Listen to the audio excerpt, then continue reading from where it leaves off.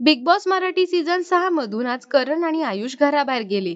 आज घरातील 6 nominate सदस्यांमधून bottom 3 मध्ये करण, आयुष आणि सचिन होते. भाऊंनी तिघांचे सांत्वन देखील केले, कारण आजचे एलिमिनेशन थोडं वेगळं होतं. आपण नेहमी एलिमिनेट सदस्यांना मुख्य दाराने घराबाहेर जाताना पाहिले, पण आज या तिघांपैकी जो सदस्य सेफ असेल तो मुख्य दाराने घरात परत येणार होता.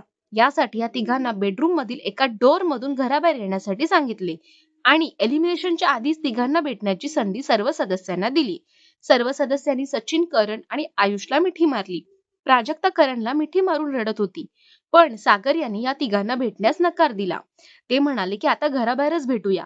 यानंतर तिघांना बेडरूम मधील दरवाजाने बाहेर येण्यास सांगितले आणि जो सेफ सदस्य असेल तो सदस्य घरात पुन्हा परत येईल असे सांगितले. थोड्याच वेळात सेफ सदस्यांनी घरात एंट्री झाली. ते होते सचिन कुमावत. पण सचिन, आयुष आणि करणच्या घराबाहेर जाण्याने नाखुश होते. घरातल्यांनी त्यांना समजावत त्यांचं सांत्वन केलं.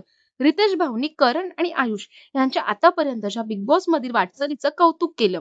त्यांना पुढील वाटचालीसाठी शुभेच्छा दिल्या. यातून अजून एक गोष्ट हायलाइट होणारी होती, ती म्हणजे करण आणि रितेश भाऊ आणि आयुष यांनी बिग बॉस स्क्रिप्टेड आहे का ह्याचं उत्तर दिलं, की हा शो पूर्णपणे नॉन स्क्रिप्टेड आहे असं रितेश भाऊ म्हणाले. त्यानंतर आपण पाहिलं, प्राजक्ता बाल्कनीमध्ये रडत होती.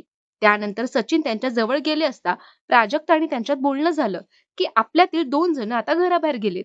आयुष आणि करण आयुष आणि करण यांचा गेम खरंच वीक होता का? की तुम्हाला काय वाटतं, करण आणि आयुष ऐवजी कोण घराबाहेर जायला हवं होतं? आम्हाला कमेंटमध्ये नक्की सांगा.